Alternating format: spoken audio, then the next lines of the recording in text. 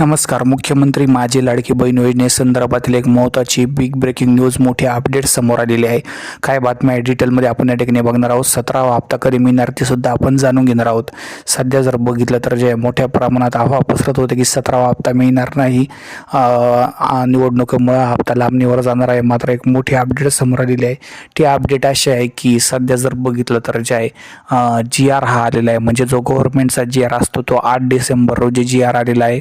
म्हणजे काल हा GR आलेला आहे आणि GR आल्यानंतर जे पुढची कारवाई होत असते, म्हणजे 17व्या हप्त्यासंदर्भातच त्यांनी यामध्ये बोललेलं आहे. नोव्हेंबर महिन्यासंदर्भातच त्यांनी बोललेलं आहे.